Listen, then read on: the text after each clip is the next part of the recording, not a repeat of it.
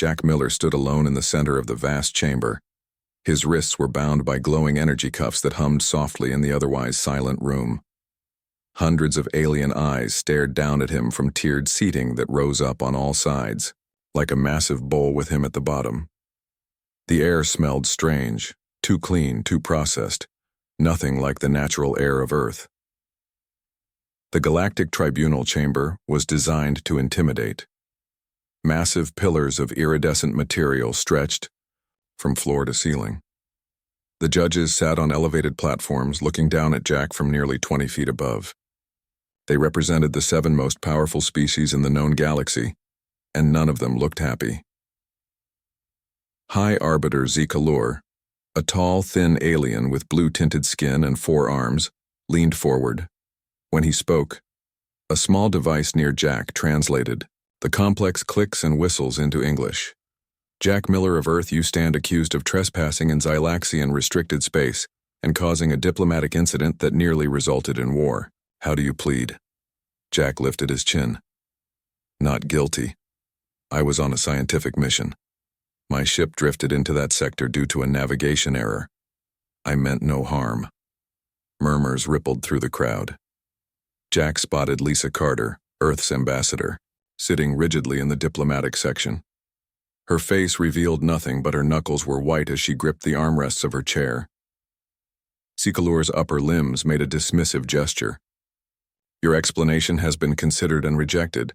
Sensor data from 3 independent sources confirms your vessel made deliberate course adjustments to enter the restricted zone. Those adjustments were to avoid an asteroid field, Jack argued. Check the stellar debris patterns. I was trying to— Silence. Zekalur's voice boomed through the translation device. This tribunal has reviewed all evidence. The fact remains that you, a representative of a newly discovered species barely accepted into the galactic community, violated one of our most sacred boundaries. A different judge, a bulbous creature with glistening skin, spoke next. Humans have been granted provisional status in our community for less than 1 Earth year. This incident suggests your species is not yet ready for the responsibilities of galactic citizenship. Jack fought to keep his face neutral.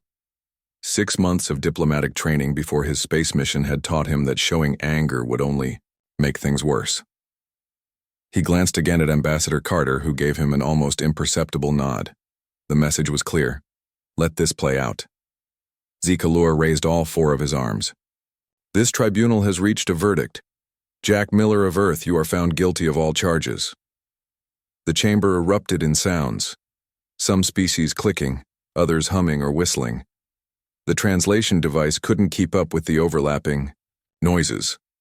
Order, Zekalur demanded, and the room gradually quieted. As punishment for your crimes, and as a message to all humans about the seriousness of galactic law, you are sentenced to exile. Jack had expected prison, maybe on some remote station. Exile meant being dropped on some uninhabited planet. Bad, but survivable. Your exile will be served on Nexus 9, Zekalur continued. The reaction in the chamber was immediate. Gasps came from multiple sections. Even Ambassador Carter's careful mask slipped for a moment, revealing shock. Jack didn't recognize the name, but clearly Nexus 9 was no ordinary exile planet. The bulbous judge leaned forward. High Arbiter, is such a sentence not excessive? No sentenced criminal has survived more than 12 cycles on Nexus 9. That is precisely the point, Judge. Muln, Zekalur replied. Humans must understand their place in our hierarchy. Their reckless behavior cannot be tolerated. Another judge, a reptilian being with scales that shifted colors as it spoke, added, Nexus 9 is classified as a Level 5 Deathworld. No sentient species has established sustained habitation there. The environment itself is the punishment. Jack's mind raced. Earth itself was classified as a mid-level Deathworld in the galactic system, a fact that had surprised humans when they first made contact with alien life. Most sentient species evolved on gentle worlds with limited predators, mild weather, patterns, and stable geology. Earth, with its earthquakes, hurricanes, varied predators, and extreme temperature ranges, was considered unusually harsh. But a Level 5 Deathworld? That was something else entirely. Ambassador Carter stood up. The Earth delegation formally protests this sentence as disproportionate to the offense. Your protest is noted and rejected, Ziklor said flatly. The sentence will be carried out. Within one rotation, the criminal will be provided with standard exile provisions and fitted with a monitoring implant so that his experience may serve as an educational example. Jack caught Ambassador Carter's eye again. She looked worried, but gave him a slight nod that he recognized from their previous meetings. It meant, we have contingencies. As the guards moved to take Jack away, he noticed something strange. Many of the aliens were looking at him with what he recognized as pity. Some even seemed distressed by his sentence. They truly believed they were sending him to a certain death. What they didn't understand was that humans were different. Later, in a holding cell, Ambassador Carter was granted 5 minutes to speak with him. The moment the door closed, she spoke quickly and quietly. Jack, I'm sorry. We're working every diplomatic channel, but they're using you to make a point about humanity. Jack nodded. Nexus 9. How bad is it really? Bad. Higher gravity than Earth, toxic atmosphere in some regions, extreme temperature variations and aggressive life forms. The tribunal is broadcasting your exile as a warning to other species about respecting boundaries. So I'll be on camera? The implant will transmit your vital signs and surroundings. Half the galaxy will be watching. She paused. They expect you to die within days. Jack smiled slightly. They don't know much about humans, do they? No, they don't. Ambassador Carter's expression hardened. That's our advantage. Your military, survival training will be very useful, Jack finished. Earth itself would kill most of these aliens within hours. I grew up camping in the Rockies and served 3 tours in environmental crisis zones. Ambassador Carter lowered her voice further. We can't extract you immediately without causing a worse diplomatic incident. You need to survive long enough for us to build political pressure for your release. How long? Months, possibly. But every day you survive will shock them more. Jack nodded. I'll give them a show they won't forget. The door slid open as his time was up. Ambassador Carter squeezed his arm once, then resumed her professional demeanor. The Earth stands with you, Jack Miller, she said formally for the benefit of the guards. As they led him away toward the ship that would take him to Nexus 9, Jack felt a strange sense of calm. The tribunal thought they were sentencing him to death. Instead, they were about to learn exactly what humans were capable of when pushed to their limits. The descent pod shook violently as it entered Nexus 9's atmosphere. Jack Miller gripped the safety harness tightly, his knuckles white. The small vessel was little more than a metal egg designed for one purpose: to deliver him to the surface, live. After that, he was on his own. Red warning lights flashed across the control panel. The artificial voice announced, "Warning. Atmospheric turbulence exceeding safety parameters. Brace for impact in 60 seconds. Through the small viewport, Jack watched as angry clouds the color of bruises rushed past.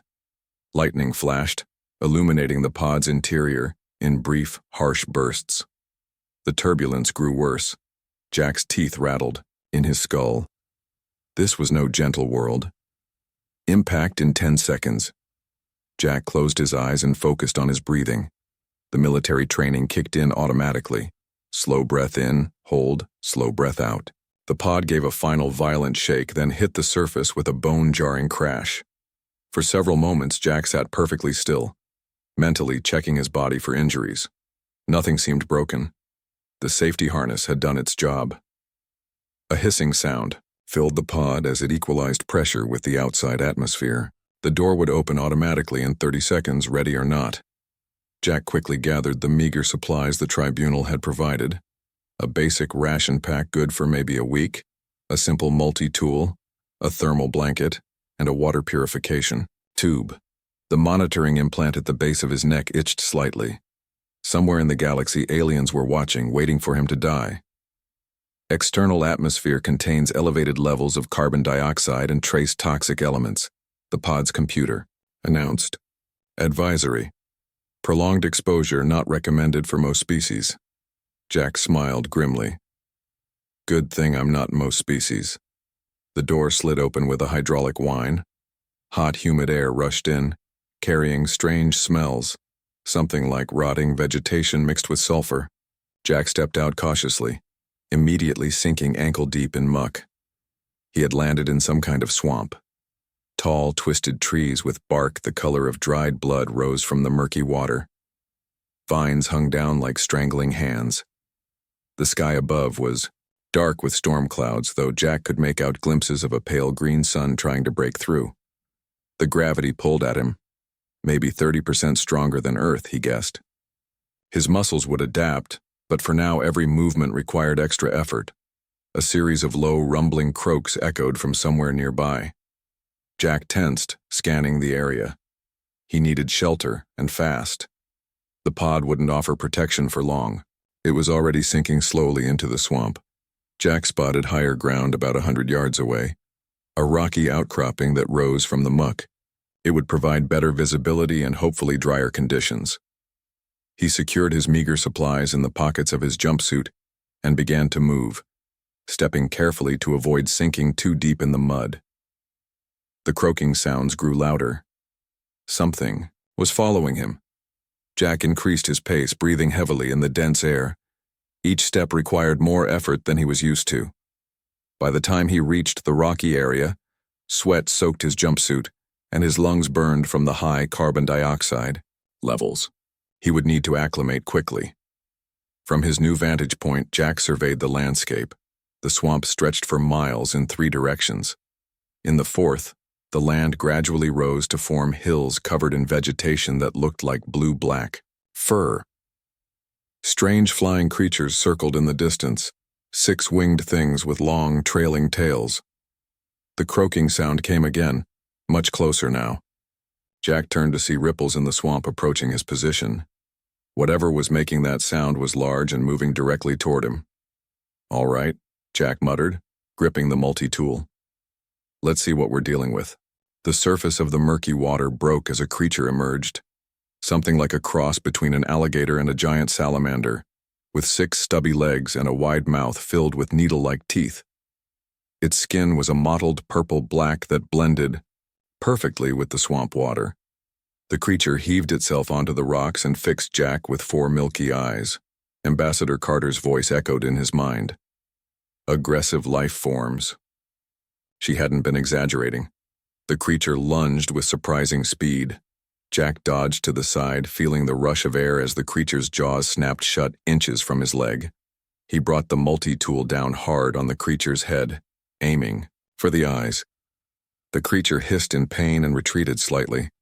Jack knew he couldn't keep this up. The higher gravity was already taxing his muscles, and the creature clearly had the advantage in this environment. He needed a better weapon or a safer position. The creature circled, preparing for another attack. Jack noticed some loose rocks nearby. He grabbed one the size of his fist and hurled it at the creature. His aim was true. The rock struck one of the milky eyes. The creature reared back, emitting a high-pitched screech. Taking advantage of the distraction, Jack scrambled, higher up the rocks. The creature followed but moved more slowly on the dry surface. Jack found a narrow crevice between 2 large boulders. It was just wide enough for him to squeeze through, but too narrow for the creature to follow. From this safer position, Jack caught his breath and assessed his situation. Night would fall soon. He needed to create a defensible shelter before darkness. The crevice offered some protection, but he would need more if he wanted to survive the night. Using the multi-tool, Jack began to widen the crevice, carefully loosening smaller rocks to create a small cave. The work was exhausting in the heavy gravity, but necessity drove him. As he worked, he remained alert to the sounds around him. The swamp was alive with noises, croaks, hisses, splashes, and strange hollow calls that seemed to hang in the dense air. The creature that had attacked him remained nearby, occasionally testing the entrance to the crevice but unable to reach him. As darkness fell, the creature's 4 eyes began to glow with a faint bioluminescence, casting an eerie light. Other lights appeared in the swamp, glowing patterns on plants, luminescent insects, and the reflective eyes of creatures hidden in the murky water. The temperature dropped rapidly, changing from uncomfortably hot to bone-chillingly cold within an hour. Jack wrapped the thermal blanket around himself and continued to work on his shelter. By the time full darkness had fallen, he had created a space just large enough to lie down in. He positioned some loose rocks near the entrance that he could use as projectiles if needed. From somewhere nearby came a screech, followed by the sounds of a violent struggle. Then silence. Jack's attacker had apparently become something else's dinner. First night on Nexus 9. Jack whispered to himself. Not dead yet. He knew the monitoring implant was transmitting his vital signs and surroundings. Back to the tribunal. He imagined the aliens watching in surprise as his heart continued to beat steadily. No previous exile had survived even the first few hours on this planet. As Jack settled in for a fitful sleep, one hand clutching the multi-tool, he smiled slightly. Tomorrow, he would begin building something more permanent. Tomorrow, he would show the tribunal what humans were really made of. Across the galaxy, in the monitoring room of the Galactic Tribunal, aliens from a dozen species stared at the screens in disbelief. The human still lives, Zikalor stated, his forearms gesturing in confusion. Impossible, Judge Muln replied. The atmosphere alone should have incapacitated him. Ambassador Carter, who had insisted on access to the monitoring room, kept her expression neutral, but inside she felt a surge of pride. Jack was doing exactly what humans did best, surviving against the odds. Perhaps, she suggested mildly, the tribunal has underestimated humanity.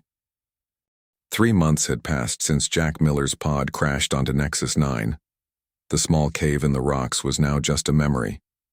Jack had built something far more impressive, a sturdy shelter on stilts that rose 8 feet above the swamp waters. He had constructed it from the dense, fibrous wood of the red-barked trees. The shelter had walls that could be closed against the frequent storms and opened during the hot days to catch the breeze. Jack sat on his small porch, sharpening a spear, made from a straight branch and a piece of metal salvaged from his landing pod. His body had changed during his time on the planet. His muscles were denser from working against the heavy gravity. His skin had darkened from exposure to the strange greenish sunlight. A beard now covered his face, and his jumpsuit had been modified with patches of animal hide. Below his shelter, 6 creatures that looked like a cross between wolves and lizards lounged in the shade. 3 months ago, Jack had found a nest of abandoned young after a larger predator had killed their mother. Instead of seeing food, Jack had seen opportunity. He had raised the creatures, fed them, trained them. Now they guarded his shelter and helped him hunt. He called them Pack. The lead creature, the one Jack called Blue for the blue ridge of scales along its spine, lifted its head and growled softly.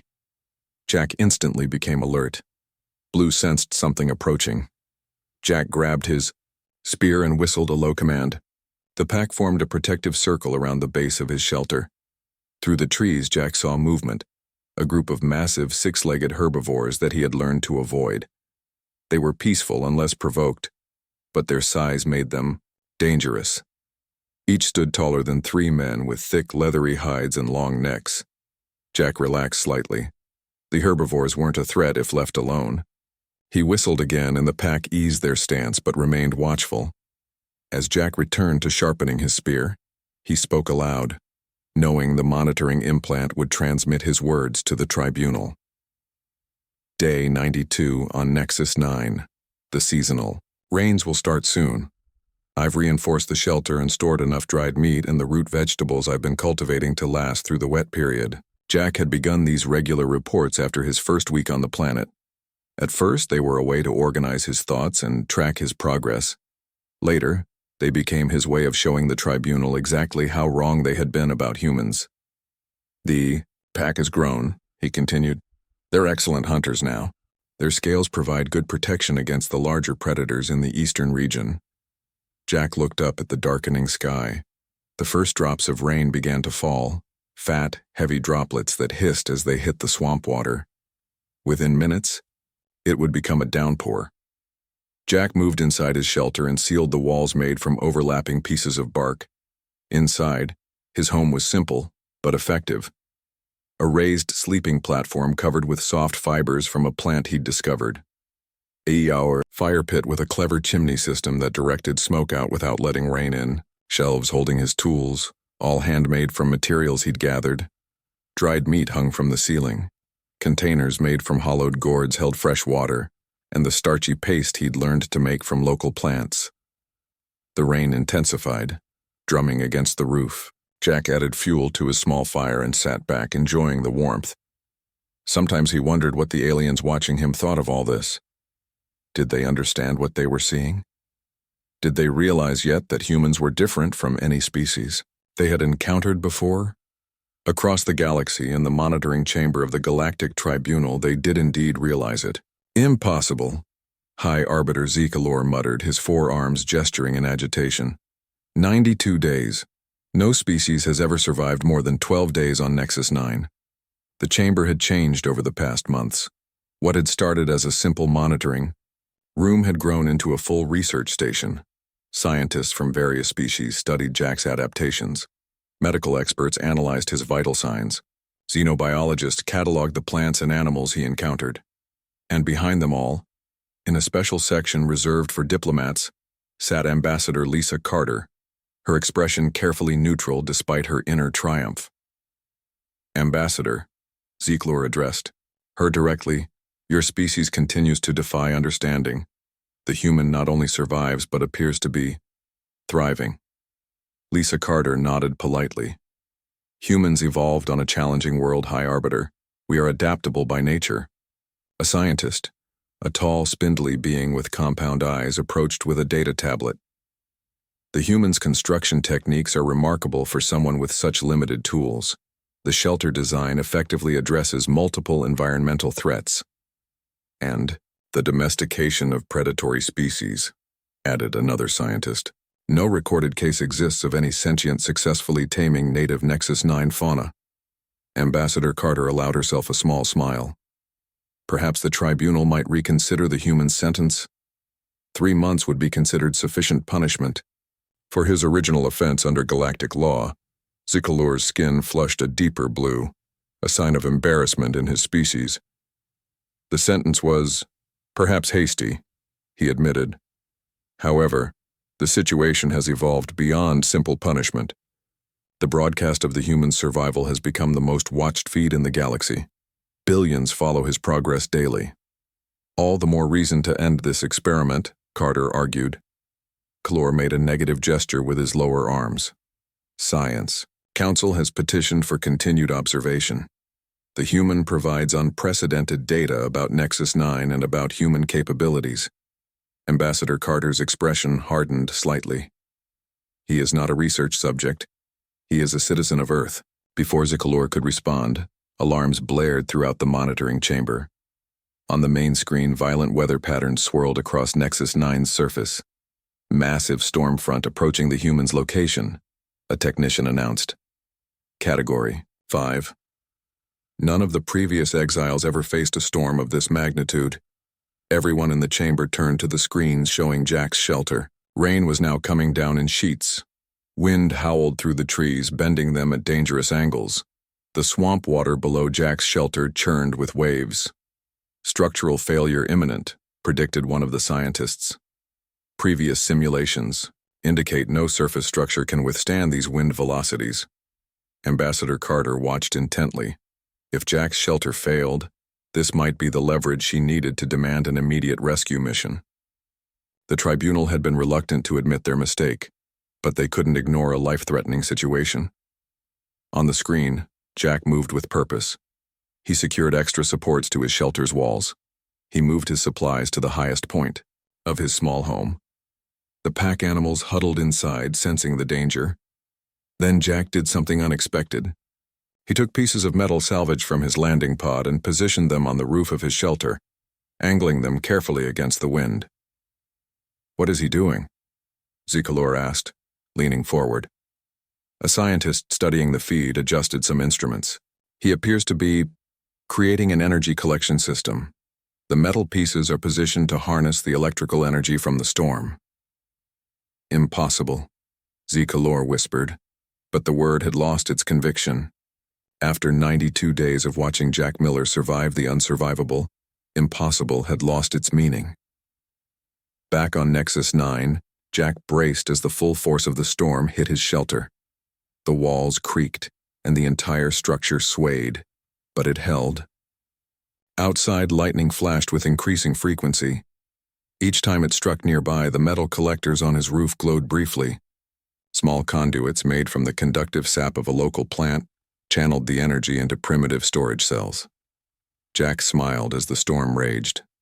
By morning, he would have power for the first time since arriving on this world, and the Tribunal would have one more demonstration of what humans could accomplish, even in the most hostile environment the galaxy had to offer. 6 months into his exile on Nexus 9, Jack Miller stood at the edge of a mountain range he had spotted weeks earlier.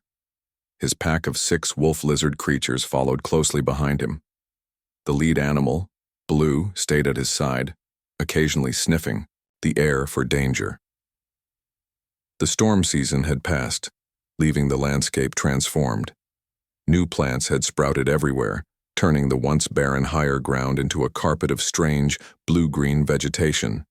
The mountains ahead rose sharply from the plains, their peaks disappearing into misty clouds. Jack adjusted the pack on his back. Inside were his essential tools, food, water, and a crude but effective weapon he had created. A spear thrower that could launch his handmade spears with enough force to take down even the largest predators on Nexus 9. Time to see what's in. "Those mountains?" Jack said, knowing the monitoring implant would transmit his words to the watching galaxy. "There's something unusual about their formation, too regular to be natural." His months on the deadly planet had taught him to trust his instincts, and his instincts told him the mountains held something important. The climb was difficult. The higher gravity of Nexus 9 made each step more tiring than it would have been on Earth. But Jack's body had adapted. His muscles had become denser, stronger. His lungs had adjusted to the carbon-heavy atmosphere. What would have exhausted him during his first days now merely slowed him down. By midday, Jack had reached a high ridge that offered a view of the valley below. His carefully built shelter was just visible in the distance, a tiny structure in the vast wilderness. He had come a long way. Blue suddenly growled, the scales along his spine rising in warning. Jack immediately dropped to a crouch, scanning the area. The other pack animals formed a protective circle around him. "What is it, boy?" Jack whispered, reaching for his spear. Blue wasn't looking at a threat, but at something on the mountainside. Jack followed the creature's gaze and noticed an unusual shadow on the rock face. Too straight to be natural, too regular to be a random formation. Jack approached carefully. What had appeared to be a shadow from a distance was actually an opening, a doorway cut into the mountain itself. The edges were smooth and precise, clearly artificial. "Impossible," Jack muttered, running his hand along the edge of the doorway. "This planet is supposed to be uninhabited." The opening led to a tunnel that stretched deep into the mountain. Jack hesitated at the entrance. His survival so far had depended on careful decisions, on weighing risks against potential rewards. But curiosity pulled at him. If Nexus 9 had been inhabited at some point, that changed everything. "Stay," he commanded the pack, pointing to the ground outside the doorway. Blue whined but obeyed, settling down to guard the entrance. Jack took a burning branch from his small travel fire and entered the tunnel. The walls were smooth, almost polished. They reflected his torchlight with a dull sheen. No natural process could have created this. The tunnel descended at a gentle angle, leading deeper into the mountain. After walking for what felt like half an hour, Jack entered a large chamber that took his breath away. The room was vast, at least 100 feet across. The ceiling rose high above, studded with crystal formations that caught and scattered his torchlight in rainbows across the walls. But it was what stood in the center of the room that truly shocked him. A structure rose from the floor, a pillar of the same smooth material as the walls, topped with what could only be described as a control panel. Symbols were etched into its surface, incomprehensible but clearly a written language. "This is a facility of some kind," Jack said aloud, walking slowly around the central pillar, an installation built by intelligent beings. As Jack moved closer to the control panel, something unexpected happened. Lights began to glow faintly along the walls of the chamber. The pillar itself seemed to come alive, illuminated from within by a soft blue light. Jack froze. Had he activated something? Should he retreat? His survival instinct urged caution, but the scientist in him, the reason he had been exploring space in the first place, pushed him forward. On the surface of the pillar, one section glowed more brightly than the others. Jack reached out slowly and placed his hand on it. The chamber filled with light. A holographic display appeared above the pillar, showing what Jack recognized as Nexus 9 from orbit. But the planet in the display looked different, greener, with visible oceans and land masses that didn't match the current landscape. It's showing Nexus 9 as it used to be, Jack realized, before it became a death world. Jack touched another section of the control panel. The holographic display changed, showing a timeline of sorts. Images flashed by rapidly, the planet gradually changing, becoming harsher, more hostile to life. Jack couldn't understand the symbols, but the images told a clear story. Nexus 9 hadn't always been a death world. It had been transformed, deliberately, altered over time. In a recessed area of the chamber, Jack found what appeared to be storage units. Opening one, he discovered crystal-like objects, each about the size of his palm. They appeared to be data storage devices of some kind. Jack held one up to his torch. "I've found data crystals," he announced for the benefit of the monitoring. "Implant. This facility must have belonged to an advanced civilization. Nexus 9 wasn't always a death world. It was transformed, possibly as an experiment or a weapon." Across the galaxy, the monitoring chamber of the Galactic Tribunal had fallen completely silent. Hundreds of aliens stared at the screens showing Jack's discovery. "Impossible," High Arbiter Zekalor whispered. "Those structures match the architectural style of the precursors." The word sent a ripple of reaction through the chamber. The precursors were a legendary advanced civilization that had supposedly vanished millions of years ago. Most species considered them mythical, or at best, ancestors so distant as to be irrelevant to the current galactic community. "The symbols are consistent with what we know of precursor language," confirmed one of the scientists, excitement evident in his voice. Ambassador Carter stepped forward. "What does this mean for Jack Miller's situation?" A tall, thin alien with multifaceted eyes answered her. "It means, Ambassador, that your human has made the most significant archaeological discovery in 10,000 years. The precursors were thought to be myths, stories told to explain ruins found throughout the galaxy. But this is intact. Precursor technology." Zekalor turned to Ambassador Carter, all four of his arms moving in an agitated pattern. "This changes everything. The human must be retrieved immediately." "Now you want to rescue him?" Carter asked, her voice cool. "After 6 months of watching him struggle to survive your punishment?" "This is not about punishment anymore," Zekalor insisted. "The data crystals he has found could contain invaluable information, knowledge lost for millions of years." Ambassador Carter crossed her arms. "Jack Miller is not your research assistant. He was wrongfully sentenced to this planet." Before Zekalor could respond, one of the technicians monitoring the feed called out an alarm. "The energy readings from the precursor facility are spiking. Something's happening." On the screen, they watched as Jack explored deeper into the facility. The blue light grew stronger, pulsing rhythmically. Jack had found a larger chamber beyond, the first filled with massive machinery that hummed with power. "These machines are still active." Jack's voice came through clearly. I think they're terraforming devices. They're still altering the planet." The revelation hit the watching aliens like a physical blow. Nexus 9 wasn't naturally a death world. It was being actively transformed by ancient machines that had been running for millions of years. And a single human, sent there to die, had discovered the truth that had eluded the entire galactic community. 1 year after his exile, Jack Miller stood once again in the great chamber of the Galactic Tribunal. This time he was not a prisoner. He wore a formal Earth diplomatic uniform, and he stood beside Ambassador Lisa Carter as an equal. Jack had changed. His body was leaner, stronger from the high gravity of Nexus 9. His skin was weathered from the harsh environment. A scar ran along his jawline, a reminder of a close encounter with one of the planet's apex predators. But the biggest change was in his eyes. They held a steady confidence, the look of a man who had faced the worst the galaxy could throw at him and survived. The chamber was packed. Representatives from every spacefaring species had come to witness this historic session. High Arbiter Zeklor sat at the center of the judging panel, his blue skin now paler with age and stress. This special session of the Galactic Tribunal is now in session, Zeklor announced, his four arms moving in the formal patterns of his species. One standard galactic year ago, this body sentenced Jack Miller of Earth to exile on Nexus 9. Today, we gather to address the consequences of that decision. Jack stepped forward. At his feet lay Blue, the loyal pack leader who had refused to be left behind when the rescue ship came. The wolf lizard creature drew curious stares from the assembled aliens.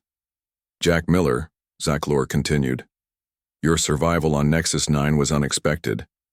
Your discovery in the mountains was unprecedented. You have changed our understanding of galactic history. Jack nodded but remained silent. Ambassador Carter had coached him well. Let them acknowledge their mistake fully. A different judge, a reptilian being, spoke next. The data crystals you recovered contain information about the precursors that confirms they were not myths, but a real civilization that spanned the galaxy millions of years ago. More importantly, they confirm your theory that Nexus 9 was deliberately transformed into a death world. Murmurs spread through the chamber. Most species were still coming to terms with these revelations. Zeklor raised his upper arms for silence. The precursor machines you discovered were part of a terraforming experiment. They were designed to gradually transform Nexus 9 into different environmental conditions, a test to see what kinds of life might adapt and survive. The experiment was abandoned when the precursors vanished, added a scientist who stood nearby, one of many who had studied the data crystals. But the machines continued running for millions of years, eventually creating the lethal conditions we see today. Jack finally spoke, his voice strong and clear. The machines can be shut down, the planet can be restored. The data crystals contain the instructions. This caused another stir in the chamber. Several species had already been discussing the potential for colonizing Nexus 9 if it could be made habitable again. Zeklor's skin flushed deep blue with emotion. Jack Miller, this tribunal made a grave error in sentencing you to Nexus 9. What was intended as punishment became the catalyst for a discovery that will benefit all spacefaring species. In recognition of this, all charges against you are formally expunged from the record. Jack nodded again, accepting this without comment. An expunged record was the bare minimum he was owed. Ambassador Carter stepped forward. The people of Earth appreciate this acknowledgement of error. However, there are larger implications to consider. Jack's survival and adaptation on Nexus 9 demonstrate something important about humans that this body needs to understand. She gestured to a display that showed scenes from Jack's year on the Deathworld, building shelter, taming the pack animals, surviving the massive storm, discovering the precursor facility. Humans evolved on a world that many of your species would find hostile, Carter continued. Not as extreme as Nexus 9, but challenging enough to create a species that adapts, perseveres, and overcomes. What you meant as a death sentence became a showcase of humanity's greatest strengths. The alien representatives shifted uncomfortably. Many had watched Jack's exile feed with growing unease as he not only survived, but thrived in conditions that would kill their own people in hours. Zeklor spoke carefully. What exactly are you proposing, Ambassador? A new classification for humanity in the galactic records, Carter replied. Not as primitives to be watched cautiously, but as a guardian, species particularly suited to exploring and neutralizing Deathworld threats. A reptilian judge leaned forward. Guardian species? This is not a classification that exists in our system. Then create it, Jack said simply. There are more precursor sites out there. The data crystals mention other experimental worlds, some potentially more dangerous than Nexus 9. Who will explore them? Who will shut down dangerous terraforming machines that might threaten established worlds? The implication was clear. Most species in the chamber could not physically survive on worlds like Nexus 9. Humans could. Ambassador Carter pressed the advantage. Earth is prepared to offer a formal alliance. We will provide specialists like Jack to investigate Deathworlds and precursor sites. In exchange, we request access to advanced technology and full membership status in the galactic community. Zigalor and the other judges conferred quietly. After several minutes, Zigalor faced the chamber again. This body accepts Earth's proposal. Humanity will be reclassified as a guardian species with all associated rights and responsibilities. A new treaty will be drafted immediately. The chamber erupted in sounds of approval and relief. Many species had been secretly worried about other precursor sites and what dangers they might hold. After the session ended, Jack stood with Peter Ross, the captain of the rescue vessel that had retrieved him, and Ambassador Carter. From condemned criminal to guardian species in 1 year, Ross said, shaking his head in amazement. Not bad, Jack. Jack scratched Blue behind the ear ridges. The creature made a sound of contentment. They tried to kill me with the most dangerous planet they knew, he said with a slight smile. But all they did was help us find our place in the stars. Ambassador Carter looked at the treaty preliminary documents on her datapad. The galaxy just got a lot smaller for humans, she said. Every death world is now a potential colony. Every hostile environment is just another challenge. Jack looked out a viewport at the stars beyond. Somewhere out there were more worlds like Nexus 9, more precursor machines running unchecked for millions of years. You know what the strangest part is? Jack said quietly. I almost miss it. The simplicity of survival. The challenge of each new day. Blue growled softly as if in agreement. Don't worry, Ambassador Carter said with a smile. According to these preliminary reports, there are at least 7 more identified death worlds with possible precursor installations. Your skills will be in high demand. Jack Miller, once condemned to die on a death world, now stood as humanity's most valuable ambassador to the stars. The sentence meant to end his life had instead opened a new chapter for his entire species. As the Earth ship prepared to depart the Tribunal station, Jack looked at the data crystal he had kept as a souvenir. Within its crystalline structure lay the history of an ancient civilization and the future of his own. Next time, he said to No one in particular, I'm bringing more humans with me.